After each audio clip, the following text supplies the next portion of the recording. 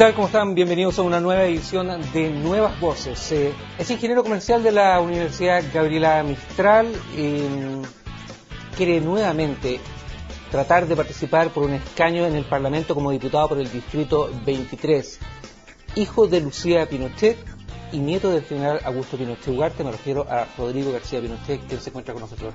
Muy buenas gracias. ¿Qué tal, Gustavo? ¿Cómo estás? Muchas gracias por estar con nosotros. A ustedes por invitarme. Yo decía, ya habías tratado eventualmente de volver, o sea, ya habías tratado ya en su oportunidad de ser candidato a diputado por el Distrito 23. Sí, lo fui de hecho candidato. De hecho, fuiste candidato, participaste con Nicolás Moza, con Cristian Monque y con Ernesto Silva por ese cupo también. Ambos de los partidos de la Alianza salieron, pero hoy día vuelves a ver la posibilidad de ser candidato a diputado nuevamente por ese distrito. ¿Está definido ya que la máquina va a empezar a funcionar? Correcto, como tú dices, el año 2009 competí por un escaño por el distrito 23, forma independiente. Yo no iba en la lista parlamentaria dentro de la Alianza.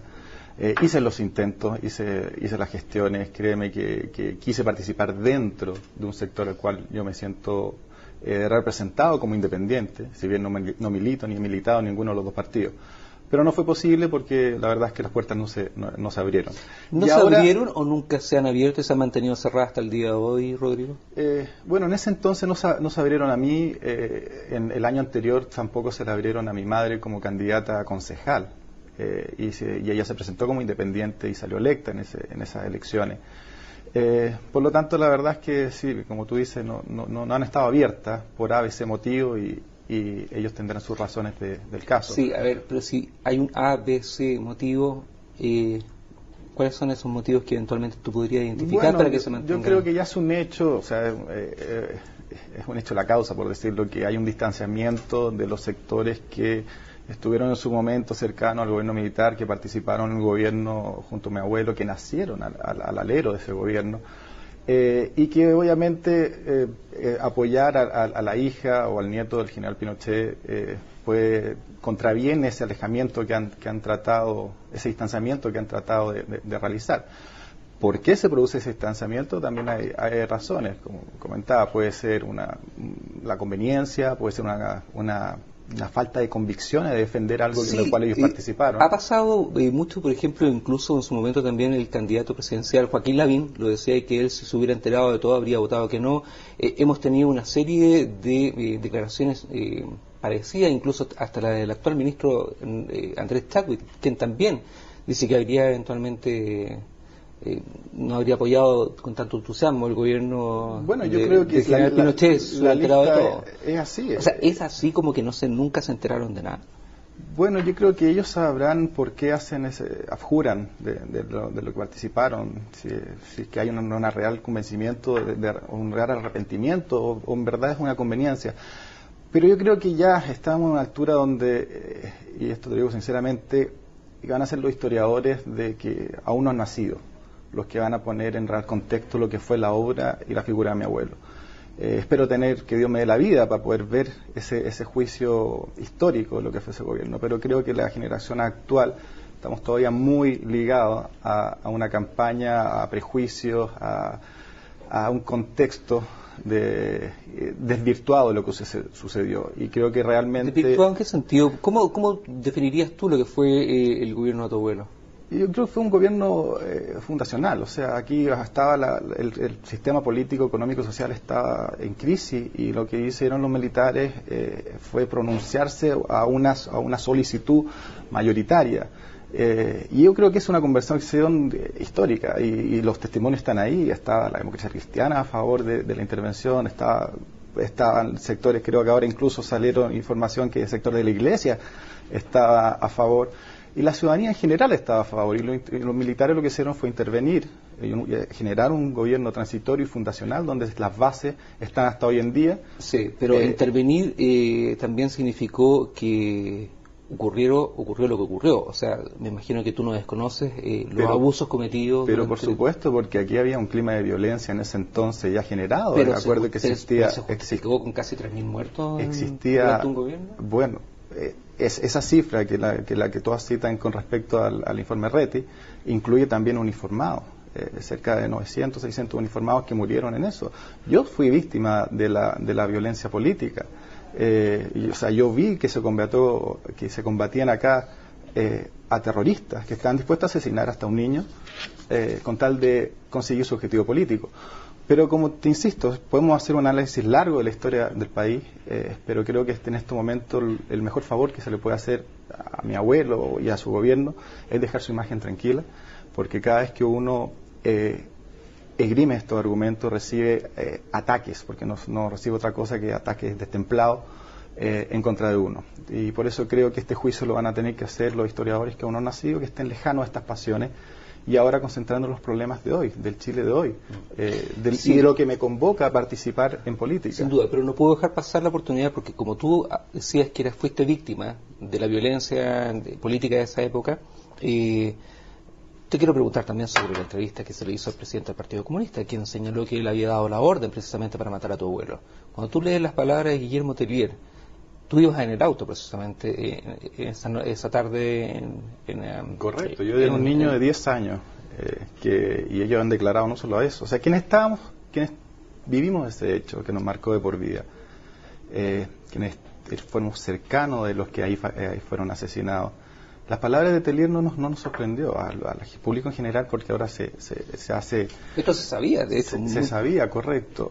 Ahora lo que genera sí es reabrir heridas, genera una impotencia, un sentimiento de injusticia, de ver un parlamentario que se jacte y vanaglorie de haber dado la orden para asesinar finalmente a 5 uniformados, incluso pudiendo haber asesinado a un niño de 10 años. Y he escuchado otras declaraciones que han dicho que era un costo colateral, es decir, existen personas están dispuestos a usar la violencia, a asesinar personas para un fin político. Y eso lo podemos ver también desde el otro lado, Rodrigo, porque en el fondo si tu abuelo era el jefe de Estado, y recuerdo frases que decían que no se movía ni una hoja sin que no lo supiera, me imagino que él también conocía las acciones de la DINA o de la CNI en ese sentido.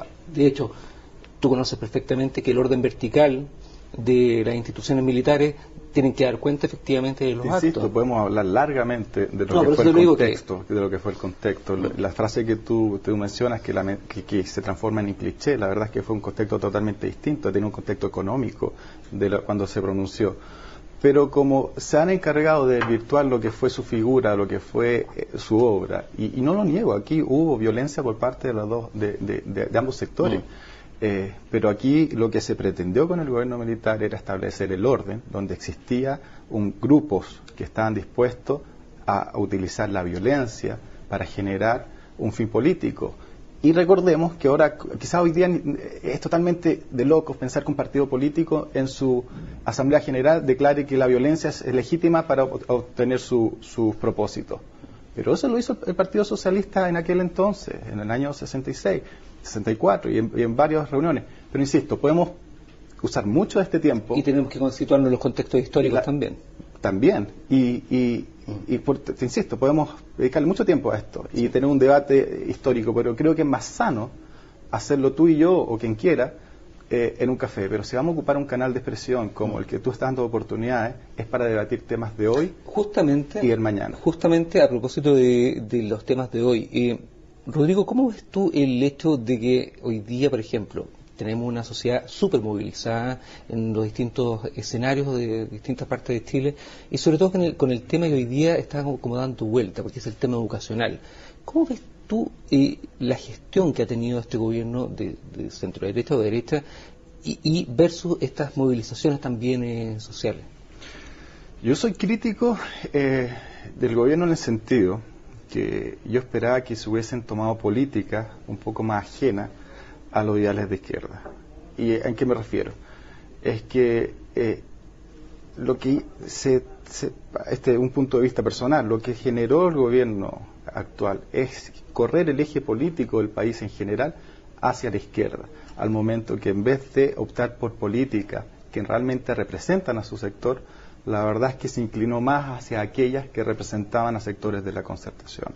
Y eso hizo que todo el eje político del país se tornara hacia la izquierda y que sectores que antes eran vistos moderados en la derecha ahora se ven extremos y sectores que antes se veían extremos en la izquierda ahora se vean moderados. Y vemos al Partido Comunista un paso de quizás conformar gobierno que creo que durante los gobiernos de la concertación jamás se pensó. Seguimos hablando sobre estos temas a vuelta de comerciales. Volvemos en Nuevas Voces con Rodrigo García Pinochet. Seguimos con Rodrigo García Pinochet aquí en Nuevas Voces. Antes de irnos a comerciales, Rodrigo, tú me decías que el país o la política en general había girado hacia la izquierda, incluso también las políticas de este gobierno. ¿Estoy bien en la apreciación, lo que tú me dijiste, ¿no? O sea, salió después de 20 años salió un gobierno de centro derecha y lo que se hubiese esperado el propio sector era que se implementaran políticas que siguieran esas convicciones o ideales y que demostrara al resto de la población, al independiente, al moderado, que con esas políticas se pueden obtener grandes logros. Pero a mi parecer, en vez de tomar ese camino, se optó por seguir una continuación en ciertas políticas de corte de izquierda socialista que llevaron al país por completo a cambio a ese eje político. Y por eso te decía que hoy estamos a puertas de que quizás un futuro gobierno de la concertación incluya al Partido Comunista y a nadie le extraña, pero si este mismo punto de vista se lo hubiese expuesto durante el gobierno de Frei, el primer gobierno de Frei, hubiese sido impensable, porque tenés una democracia cristiana que es como el agua y el aceite con el Partido Comunista, pero hoy, dado este desfase, este cambio en el eje político del país, ya no suena tan locura. Y creo que eso es lo que el sector, la centro derecha, tiene que volver a rescatar, levantando los ideales, las convicciones y los valores que nos representan. ¿Y quiénes hoy día de la centro derecha, según tú, o de la derecha, están con esos valores todavía intactos? Figuras, por ejemplo. Lo veo difícil porque lamentablemente, y creo que es parte de la crítica que se le hace y el desprestigio que tiene la clase política, es donde no hay una congruencia. Parecía que todo se adapta según el ritmo del momento. Y vemos porque bajo tus ideales, que hoy día parece que no son los ideales ni de la UDI ni de Renovación Nacional, o hay personajes sí que tú reconozcas que eventualmente... En alguna medida aparecen algunos, creo que se puede rescatar de uno a otro, pero no se trata de personificar en una sola persona esto, se trata de un sector que tiene que seguir estos ideales. Y lo que yo estoy pretendiendo con esta candidatura es defender esto, que puede ser muy impopular en este momento, y lo conversaba recién, cuando hablamos de ahora en los temas de educación y esta consigna del fin del lucro, donde se manipula esta palabra, que es lucrar, cuando en verdad se debe usar la palabra usura, pero se demoniza esta palabra y todo ese léxico, y creo que Carlos Raín lo dijo muy bien, que se adopta por parte del mismo sector, cuando ese léxico nace de sectores de izquierda con el propósito de erosionar las convicciones de derecha. Y eso es lo que, y por eso te digo, y mi propósito de esta candidatura es quizás decir cosas que hoy pueden ser muy impopulares, pero que espero que el día de mañana tenga una representación. ¿Te parece injustificada, por ejemplo, la marcha que hubo el día jueves pasado de los estudiantes en Santiago, no? Hoy. No, el día jueves. El día jueves fue, sí, fue la marcha. Hemos estado llenos de estas manifestaciones y creo que está bien el derecho de manifestarse. Lo que no considero es que 20.000 pergenios te definan la política educacional de un país. Y eso también es otra de mis grandes críticas, donde la agenda del país se ha establecido y modificado a través de estos grupos de presión que generan o estudiantes, o mineros, o un grupo X, que pueden estar protestando válidamente, pero necesitamos un Estado de Derecho, donde la política, donde te dé las reglas claras, donde se defina todo por igual, y no reaccionar frente a 20.000, insisto, muchachos que salen a la calle y que por lo demás hacen grandes destrozos. Bueno, pero hay que diferenciar, porque probablemente los mismos que están pidiendo no son porque los destrozos lo hacen delincuentes, no lo hacen los mismos estudiantes. Yo sé, pero bajo ese contexto se genera, a lo que voy, insisto, es que la política tiene que tener una mirada de largo plazo, y hoy en día pareciera que eso se ha perdido. ¿Cuál ves tú que sería la solución eventualmente, Rodrigo, para el tema educacional? El tema educacional, si tú lo ves, se oponen estas consignas, primero no al lucro y luego de calidad. Yo creo que el problema de calidad, las soluciones que surgen, y vuelvo al eje, a lo que hablaba, el cambio a este eje a la izquierda, pasa por el Estado. Mira, ahí estábamos viendo imágenes del día jueves precisamente de lo que ocurría en la Alameda con Vicuña Maquena. O sea, precisamente... si nosotros vemos cualquier problema que se pone hoy en el Chile en el tapete, ya sea ocasional, de salud, pareciera que todas las soluciones pasan por el Estado. Yo personalmente creo que el Estado no es parte de la solución, es parte del problema. Pero hoy en Chile cualquier cosa, sea educación, salud, pasa, no, tenemos que crear un organismo estatal que maneje esto. Es decir, está desplazándose a la sociedad civil. ¿Pero tú crees que el Estado no debería cumplir un rol importante? Por supuesto. Parte del rol es justamente eso, generar un Estado de Derecho claro, fuerte, las reglas del juego claras. Pero necesitas tú pensar que el Estado son administrados por personas iluminadas, que son capaces de hacer su tarea de mejor forma que el común de las personas. No es así. ¿Y un Estado competitivo? Por el contrario. Yo creo en un Estado que sea fuerte en cuanto a la parte regulatoria. Yo creo un Estado que tenga autoridad. ¿Solo regulatorio, no competitivo, por ejemplo? Yo veo también, por supuesto, la competencia... Competitivo en el sentido, por ejemplo, no sé, estoy poniendo ideas en el tapete, AFP estatal, salud de buena calidad para que le pueda competir eventualmente a la salud privada, para que la gente tenga también acceso... No, yo realmente no creo que sea el papel del Estado. El papel del Estado es ser el árbitro del partido. Es decir, que los jugadores sean el motor individual de las personas, de la sociedad. Insisto, y que te genere la regla del juego clara, y que te genere, y esa división de sociedad, la necesidad de una sociedad con jerarquía, porque eso te determina la autoridad. Y hoy día se ve que eso se ha perdido, la autoridad, el orden, la autoridad que tiene, por ejemplo, el padre sobre el hijo, la autoridad que tiene el profesor sobre el alumno, la autoridad que debe tener un carabinero por sobre el ciudadano, porque eso genera el orden. Hoy en día eso se ha perdido, y vemos niños que insultan a sus padres, vemos alumnos que insultan a sus profesores o se creen superiores a ellos. Y eso también problema a los profesores cuando se ponen igual al nivel del alumno y se pierde esa autoridad. O cuando vemos muchachos que están dispuestos a romperle un skateboard en la cabeza a un carabinero y que eso queda impune. Y todos parecieran mirar hacia el lado. Esa no es la sociedad que a mi parecer es la que quiero para nuestro país. Sí, Rodrigo, mira, nosotros le hicimos preguntas a la gente por Twitter considerando que le avisábamos que iba a estar tú entrevistado en Nuevas Voces y algunas de estas preguntas nos llegaron precisamente por esta red social. Te invito a revisar una de estas, por ejemplo, de Jaime Patricio. Dice, ¿qué opina de la reorganización del Partido Avanzada Nacional, principal sustento ideológico de su abuelo? Quedémonos con esa pregunta y volvemos de comerciales precisamente con Rodrigo García Pinochet, quien va a responderle a Jaime Patricio 84. Rodrigo García Pinochet, nuestro invitado de hoy en Nuevas Voces. Habíamos quedado precisamente, Rodrigo, con una pregunta en pantalla de uno de nuestros seguidores en Twitter que nos decía qué opina de la reorganización del Partido Avanzada Nacional, principal sustento ideológico de lo que fue el gobierno de su abuelo. Sí, bueno. El único partido que por lo demás que había en ese momento legalizado, ¿no? Sí, bueno, hubo todos los partidos que se formaron durante ahí, pero durante el gobierno, cuando se abrió la ley de partidos políticos. Más allá de que sea o no el sustento ideológico, mi abuelo, creo que se abran y que haya nuevas expresiones de partidos políticos, creo que es sano la política, pero eso tiene que ir de la mano con la capacidad de que esa representación pueda competir en un sistema electoral. Y actualmente lo que se hizo con la ley de primaria fue tratar de generar esa competencia. Si te invitaran a participar acá, en una primaria, para poder participar, creo que sí. No, pero si te invitaran a participar de Avanzada Nacional, tú ¿Tú dices como militante? ¿Sí? Como militante? Yo creo que, quisiera ver cuáles son los fundamentos y los propósitos de eso. La verdad es que lo ignoro, cuál es el propósito actual que quiere Conformación. Pero vuelvo a lo otro. Sí. Qué bueno que se abran muchas expresiones políticas, pero si no tienen la capacidad de poder incluirse en la competencia, nada sacamos, y son expresiones que finalmente no terminan en nada y generan esta presión sobre el sistema político, y la ley de primaria es una descompresión necesaria, que yo la esgrimí el año 2009, cuando no existía ley. Ahora hay ley, sin embargo depende de los partidos políticos realizarla, y que estoy viendo, por ejemplo, en el distrito que quiero competir, un distrito 23, que no van a haber primaria al parecer. Me presenté a Renovación Nacional, que estaba dispuesta a hacer primaria. Ignoro si lo van a hacer, al parecer no se van a realizar porque el diputado en ejercicio va a la reelección. No creo que ese sea un motivo. Es una gran oportunidad que tiene el sector. Están dentro, institucionalizadas en nuestro sistema electoral.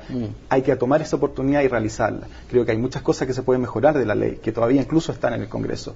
Pero ¿por qué no realizamos primarias y toda expresión pueda participar en ella? Rodrigo, la semana pasada también ocurrió un hecho importante, y a propósito de una de las preguntas que también tenemos en Twitter de una de nuestros seguidores, que dice: si pudiera usted, Rodrigo Pinochet, dar detalles de la relación política de su abuelo y Margaret Thatcher, a propósito del fallecimiento precisamente de la llamada Dama de Hierro, ¿no? Sí, para mí fue una gran política por lo que he leído y por lo que conocí de su historia política. Ahora, por lo que vi en su relación con mi abuelo, yo no conocí a ella, pero solamente escuché palabras de elogio y agradecimiento de ella, sobre todo por su actitud. ¿Tú cuando visitabas a tu abuelo en Londres pudiste ver? No, yo no tuve oportunidad de conocerla. ¿No? Pero sí, él fue muy agradecido de su actitud que tuvo durante la detención en Londres, porque fue de los pocos políticos que realmente se la jugó y manifestó lo injusto que era la detención y la necesidad que eso terminara. ¿Y qué le contaba su abuelo? ¿Qué te contaba su abuelo sobre ella? ¿Qué te contaba tu abuelo sobre ella? Bueno, no tuve una conversación extensa de cuál era como te digo, directamente la opinión respecto a ella. Cuando lo escuché hablar de ella, como te digo, fueron siempre palabras de admiración, de elogio, y yo lo que conocí de ella a través de lo que se ha leído, lo que sé de su historia política, la verdad es que era una mujer admirable. Rodrigo García, un poco terminando ya el programa, nos quedan muy pocos minutos, ¿cómo podrías tú evaluar lo que han sido estos casi 4 años o 3 años y medio de este gobierno de centro-derecha luego de 20 años de gobierno de la Concertación? Como te digo, creo que era extremadamente necesario que la Concertación dejara el poder. ¿Fue un buen presidente Piñera? ¿Ha sido un buen poder? Yo siempre fui muy crítico de su candidatura. En su momento, de hecho, así lo expresé. Y tenía temores fundados de que finalmente esto, como te digo, este tipo de política, de realizar políticas más cercanas hacia la centroizquierda, por querer llamarlo, en vez de más hacia el sector que... ¿Cree que no va a pasar con un gobierno de centro derecha, sino que con un gobierno más casi, como dicen, el quinto gobierno de la Concertación? Lamentablemente, y eso es lo que se está viendo hoy, que al parecer no va a ser capaz de generar continuidad a su propio sector, sino que le va a dar continuidad hacia la Concertación que pensamos en su momento se tenía que reformular, y ahora vemos que vuelven los mismos quienes gobernaron durante el gobierno de Michelle Bachelet. Corto. ¿Goldberg o Alemán, te gusta alguno de los dos? Me gustaría que debatieran. Creo que se demuestra la realidad política de hoy, donde se ve todavía un personaje que representa en parte la historia política de los últimos 20, 30 años, y una figura nueva que surgió en los últimos 3, 4 años. Creo que esa es la decisión del país. Y que no deja de ser menor, y creo que ojalá la gente participe fuerte. Pero personalmente, ¿alguno de los dos No tengo actualmente preferencia. Ok. Rodrigo García Pinochet, vamos a estar viendo lo que va a pasar en el Distrito 23 con mucha atención. Eventualmente, si usted llega también a ser parte de una candidatura, lo vamos a estar siguiendo como todos los otros. Sí, y voy a agradecer al partido político que en verdad se la juegue, sea RN o la UDI. En este momento parece que RN tiene más propensión a abrir la puerta de la competencia. Ok, le quiero agradecer, muchas gracias por haber estado con nosotros. Gustavo, muchas gracias. Y a ustedes también muchas gracias por haber estado en esta sintonía de Nuevas Voces. Nos vemos en un próximo capítulo. ¿Está bien?